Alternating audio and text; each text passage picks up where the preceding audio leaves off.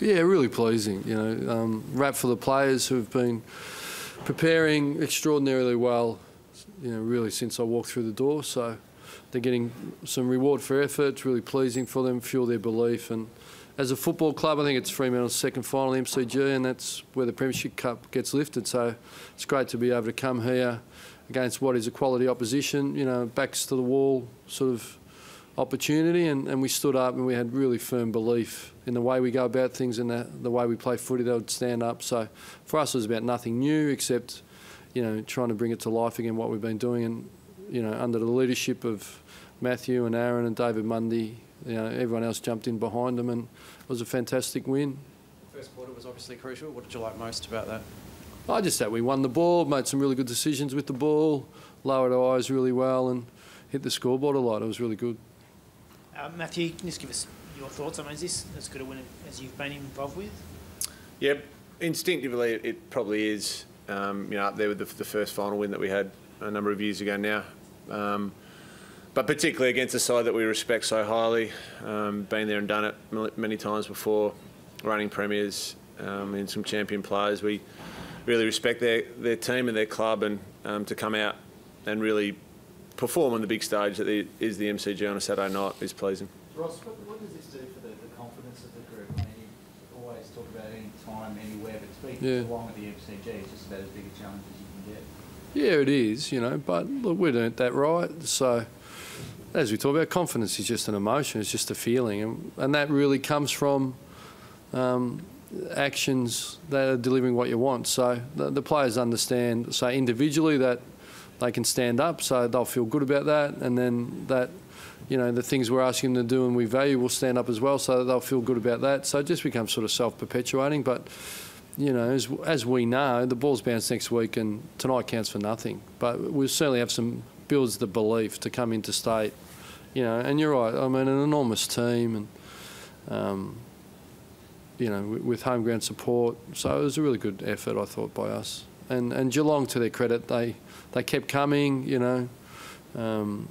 You know, they worked their way back into the game. I thought the second half, you know, they had a more dominant second half than us, and we had a dominant first half. So they never gave up, and they made us fight it out. You know, it would have been a lesser team probably would have put the cue on the rack, to be honest. But they kept coming at us, which is good for our group to understand that's what makes them great, and that's where we want to head to. How much the start would have been pleasing, but the fact that you saw them often when they came back a bit, that would have been. Yeah, it was mentally pretty tough, wasn't it? To, the reigning premier coming from behind, I thought we responded quite powerfully to that. It was fantastic, and our leaders again stood up at critical times. How did you go sitting for the last quarter? Where did you think you had it? Look, I'm always worried. Probably 4 minutes, 5 minutes to go. I thought we'd be pretty stiff, and we were creating enough opportunities, you know. So, but we tended to slaughter them for, you know, a play on, a kick in the mark, a missed opportunity, a poor kick in. So we kept inviting them back in, and yeah. So look, I was a bit animated at the end, and probably frustrated that we went away from some of the things we value and want to stay with. But that's a great opportunity for us to learn and understand how you have to keep playing to the last minute, you know. Matt, you're getting a bit of treatment on the calf at the end. I noticed you got the ice pack on, all good? Yeah, I just copped a knock in a marking contest, so a bit of a stinger really. So yeah, nothing too bad. Ross, was that last quarter a composure thing, do you feel? And do you feel that's a really area of learning growth for you, do you think? Yeah, I think you've got to give credit to the Cats. They started winning centre square bounces and some clearances, you know, and found some space really quite well. We sort of lost them a little bit. And then the second part, when we had opportunities, I thought we gave it back quite easily. And I think 3 of those were in front of goal for us, you know. So I think it was a combination of their really good play and us learning who to tighten up on at the right time, because you always knew Selwood and Chapman and, you know, Scarlett, those guys weren't going to come. So it's probably understanding that a little bit more and bracing ourselves a little bit more for that. But look, I thought there was some brutal contests out there tonight.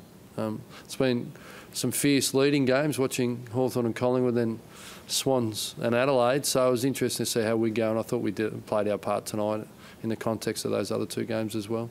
Have you got some sore boys, Ross? How do you think you'll pull up out of it injury-wise? Yeah, we're all clear on the injury front, but they'll be sore.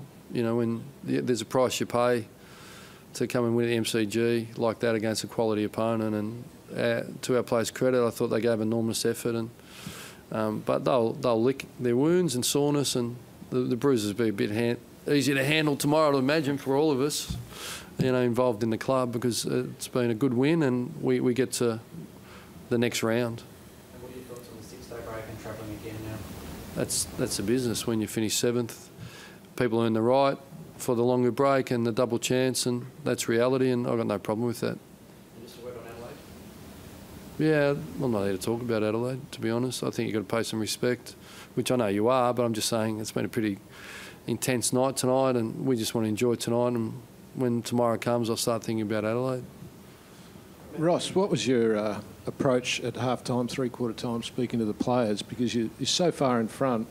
Was there a danger that they could sort of fall into a bit of negativity, just try to hang on? Play safe. Yeah, I didn't even know. I didn't know what the lead was at half-time, to be frank. I didn't mention it to the players. Just spoke about we need to reset and play and do the things we've been doing, because they'll come. We knew that. Matthew, can you give us a bit of a taste of what you said in that huddle to the boys right before the first siren at the start of the game, when you had them all gathered in? Stretch my memory. Would have been relatively generic and similar to what, you know, we normally try to focus on each week. And, you know, the message was, in a big game like this, stick to the basics, and excuse me. We've earned the right to be here. Trust all your preparation and your training since November, and every opportunity that you've put yourself in to be in this moment. So, and it was very much about to stay in the moment, not worry about results, and that was the message that Ross pushed all week. And off the top of my head, that's probably what it was. And you've been through so much with Fremantle. Do you see tonight as some sort of coming of age for the club? Oh, look, I'm not interested in making those types of comments or remarks.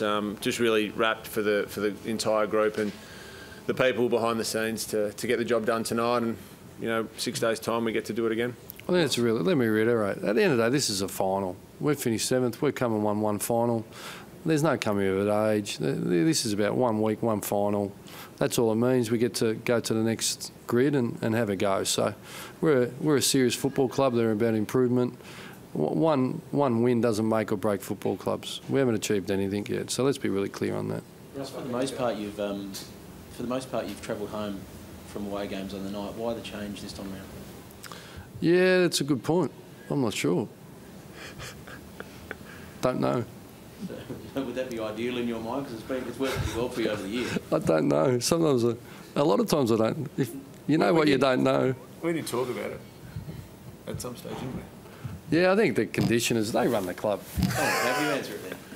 No, I don't think he knows either. I don't know. You said you talked about it. We discussed it. And what was the discussion? Well, obviously, the discussion. We'll fly home tomorrow. We'll go tomorrow. So why did you decide? I think it was something to do with flights, like late, something to do with food. I think it's clearly a later game, isn't it? So quarter to 8, my kids are all tucked up in bed, so they missed the game. So it's later than we're used to. So I think it was something to do with recovery. Normally we've been a lot earlier, been able to get out. So it's something really simple, nothing mischievous. If you kept going 2 days out, you'd fly Wednesday. Do you think you would keep that up and fly as soon as Wednesday to Adelaide? Yeah, well, I think we'll take a contingency approach, sit down with the experts, and we'll be advised when the best time is to go. How far do you think you can go in the final series? Yeah, I know you're very persistent, aren't you? I just said let us enjoy tonight. I think you've got to respect that we can go in and just give your loved ones a kiss and a cuddle and wake up tomorrow and think about. I'll tell you how far we can go. The review. That's all on my mind. We'll review it and get, because that's just sensational. How far can you go? I haven't got a crystal ball. I don't know. You know. But, you know, I think that's what the commentators and media, I think it's good to speculate, but I'm not in that business. I'm in the business of staying in the moment. And, you know, the best thing we can do for next week is to prepare really well. Ross, can I ask you your thoughts on Zach Dawson's game tick with McFarlane obviously out this week was always going to be a big task? Pardon? So I just wanted your thoughts on Zach Dawson's game, so particularly with I thought he was part of a really good back six. I thought they all worked together. I didn't think... I thought it was a weight of numbers effort. You know, I think everyone just put in and tried really hard and worked really hard together. You know, I'd be remiss of us we start highlighting individuals, or me in particular, because we're not basketball. One player can't get it done. Thanks, guys. Cheers. Thanks.